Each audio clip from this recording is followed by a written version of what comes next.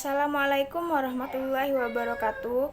Perkenalkan, nama saya Sofiah Nur Afifah, NPM 719212771. Di sini saya akan menjelaskan tentang hubungan koperasi dengan pasar dan kewirakoperasian.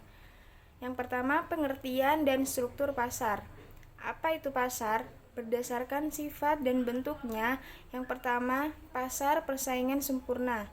Yang kedua, pasar persaingan tidak sempurna, yaitu meliputi yang pertama, monopoli, persaingan monopolistik, yang ketiga, oligopoli.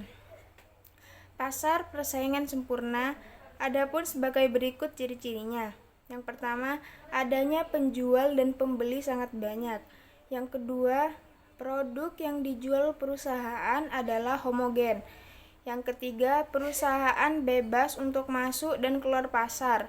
Yang keempat, para penjual dan pembeli memiliki informasi yang sempurna. Selanjutnya, koperasi dalam pasar monopoli. Yang pertama, perusahaan penjual atau yang menghasilkan produk hanya satu. Yang kedua, tidak ada produk substitusinya. Yang ketiga, konsumen produk yang monopoli adalah banyak. Yang keempat, memasuki industri yang menghasilkan produk monopoli sangat sulit, bahkan tidak mungkin. Selanjutnya, koperasi dalam pasar persaingan monopolistik. Banyak penjual atau pengusaha dari suatu produk yang beragam. Yang kedua, produk yang dihasilkan tidak homogen.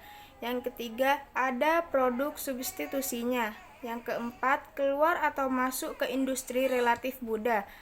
Yang kelima, harga produk tidak sama di semua pasar.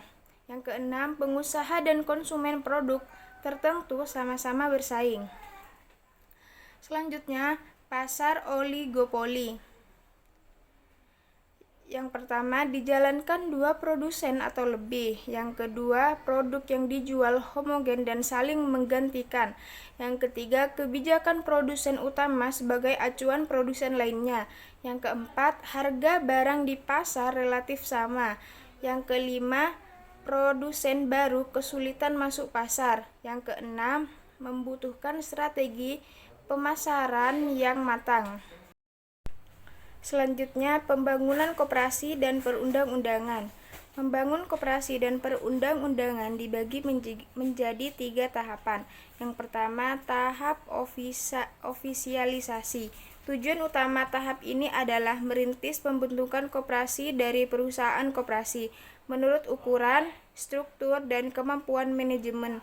Cukup mampu melayani kepentingan para anggotanya secara efisien dengan menawarkan barang dan jasa yang sesuai dengan tujuan dan kebutuhannya. Yang kedua, tahap deofisialisasi, yaitu tujuan utama dari tahap ini adalah mendukung perkembangan sendiri koperasi ke tingkat kemandirian dan otonomi. Artinya, bantuan bimbingan dan pengawasan atau pengendalian harus dikurangi.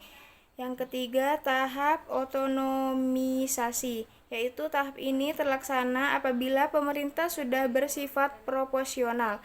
Artinya, koperasi sudah mampu mencapai tahap kedudukan otonomi yaitu dengan cara mandiri.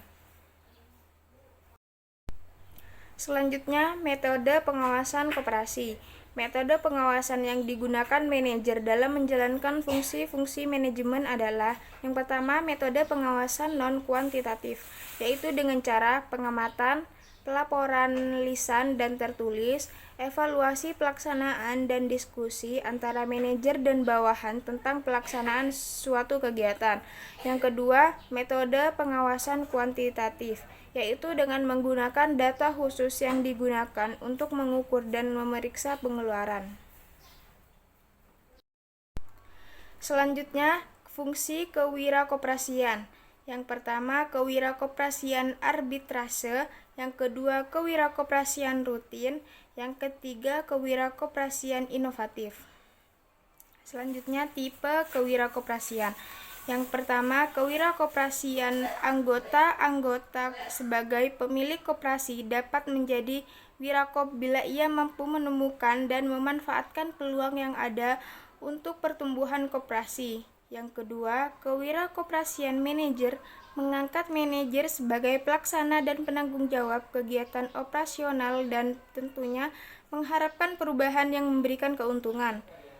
Yang ketiga, kewirakoperasian birokrat. Birokrat adalah pihak yang secara tidak langsung berhubungan dengan pengembangan koperasi.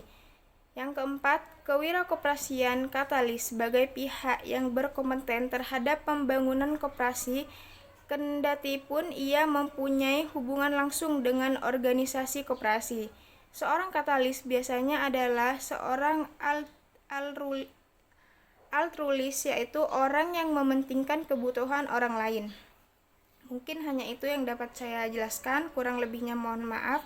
Wassalamualaikum warahmatullahi wabarakatuh.